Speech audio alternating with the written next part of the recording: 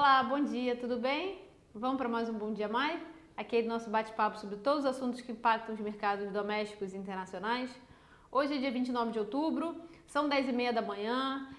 Hoje os jornais eles tratam daquela agenda pós-previdência que a gente tanto fala, né?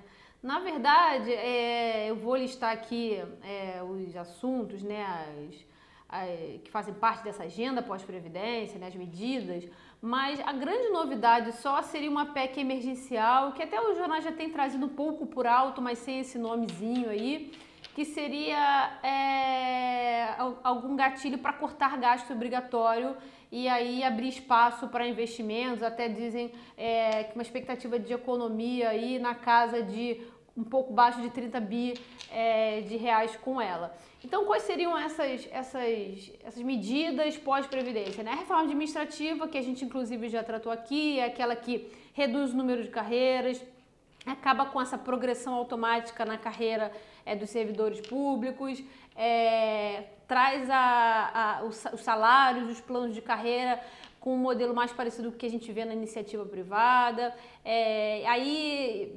O que a gente tem apurado é que só vai valer para os novos entrantes no trabalho público, né? Ou seja, os atuais servidores não seriam impactados. Tem a PEC DDD, né, que os jornais chamam, que é aquela ali proposta pelo Guedes, que fala em desvincular, desindexar e desobrigar o orçamento, de fato tirar as amarras do orçamento. A gente sabe que o orçamento público é muito congelado, né? Ele já vem todo amarradinho e sem espaço ali para qualquer flexibilização que várias vezes é necessária. O Pacto Federativo seria uma outra medida, e aí me chamou a atenção porque normalmente o Pacto Federativo ela vem vinculada à PEC DDD, até muita gente faz como um sinônimo. E aí na matéria que o jornal trouxe hoje, ele fala que o Pacto Federativo proporia uma nova divisão dos recursos para estados e municípios com repartição dos recursos do pré-sal. Então, ou seja, aqueles recursos que já foram ali definidos como seriam repartidos, ele proporia alguma coisa adicional em cima dele. Eu imagino que não seja em cima do pré-sal, né, da seção onerosa, mas sim em relação à divisão de recursos e municípios de outras receitas oriundas da União e de algum outro programa. E também, por fim, tem um programa dos estados, em que os estados em situação mais calamitosa, fiscalmente falando, eles recorreriam à União e poderiam, inclusive, congelar aí alguns gastos, por exemplo, não promover reajuste de salarial, alguma coisa mais vinculada à folha. Até lembra um pouco a PEC do teto de gasto, né? A PEC do gatilho, lá, a PEC do Pedro Paulo, que inclusive teria aí uma sessão de CCJ agora de manhã, 9h30 da manhã. Pouco antes de vir para cá, eu entrei no site da Câmara e está como cancelada, então eu vou tentar entender um pouquinho melhor o que está acontecendo. Mas, enfim, são medidas vinculadas ali a todas a orçamento, né? A controle de gastos, assim, um pensamento fiscal além da Previdência. E como a gente sabe, a Previdência só vai fazer com que a torneira seja apertada, né, um pouquinho. Ela continua pingando e a sala já estava inundada, então outras medidas são necessárias.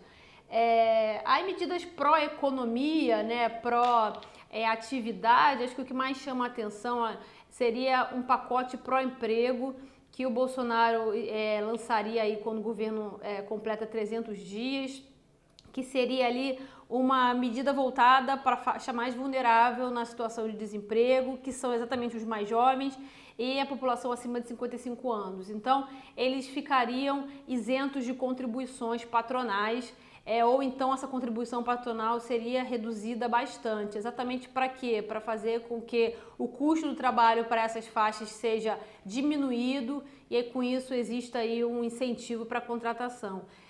Até a gente falou na semana passada que alguma coisa do tipo, que veio da equipe econômica, alguma coisa do tipo, existem muitos direitos trabalhistas, mas pouca empregabilidade.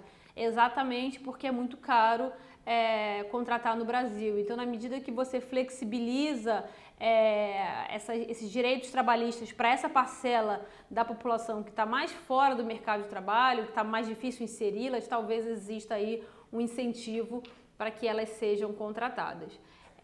Do exterior, a gente tem uma notícia positiva de que os Estados Unidos considera renovar a isenção de tarifas sobre 34 bi de produtos importados da China. A gente tem visto aí no curto prazo, aí, coisa de 2 semanas, uma melhora substancial na relação do trade war, né?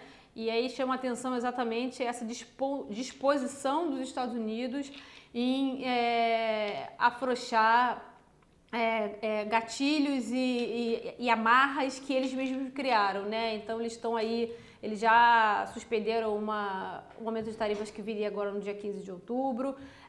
Algumas notícias dizem que eles vão suspender o aumento de tarifas em 15 de dezembro e agora tem essa nova notícia de isenção. Então a gente vê sim um caminho aí de melhora nessa relação, mas só vale ficar de olho porque vários analistas esperam que esse seja um alívio temporário até as eleições presidenciais dos Estados Unidos, que vão ser no ano que vem. E outro ponto interessante, há muito analista dizendo que independente do vencedor da eleição americana, ou seja, o Trump ou outro republicano qualquer, ou até mesmo um democrata, o cenário base é que dificilmente esse novo presidente vai voltar aí a relação com a China como era na presidência anterior, ou seja, como era na época do Obama e quando foi todos os outros presidentes, independente deles serem republicanos ou democratas. Ou seja, alguma coisa como a China estava ali pegando uma atração que tornaria o país uma hegemonia mundial em alguns anos. Os Estados Unidos sentiu essa mudança aí de tom, né, esse perigo, e começou a agir via tarifação. Então, embora haja algumas críticas de todos os lados, e no início do trade war teve muita crítica, inclusive via republicana, dificilmente aí o novo presidente, se não for o Trump, ele iria voltar a um cenário anterior de trade war. E, inclusive, se for o Trump, a expectativa é que ele volte a retroceder a relação com a China. A gente, óbvio, vai conferir. Então, passando agora para mercado, a maioria das moedas emergentes se desvaloriza agora, o real está estável. Destacar que o real ficou ali ontem o dia todo praticamente abaixo de R$4, agora em torno de R$3,99. Curva de juros com leve queda. E a Bolsa hoje só o único ativo aí brasileiro performando um pouco mal, devolvendo um pouco da alta dos últimos dias, mas ainda se mantendo resistente acima do nível dos 108 mil pontos. Lembrar que amanhã tem reunião do Copom e do FONC, e a gente imagina que na semana de agenda fraca esses eventos é que vão nortear mesmo os mercados. Então, cada vez mais na expectativa dessas reuniões de política monetária, onde a gente espera queda de 25 bips nos Estados Unidos e queda de 50 pontos aqui na nossa Selic. Por hoje é só, eu espero vocês amanhã. Tchau, tchau.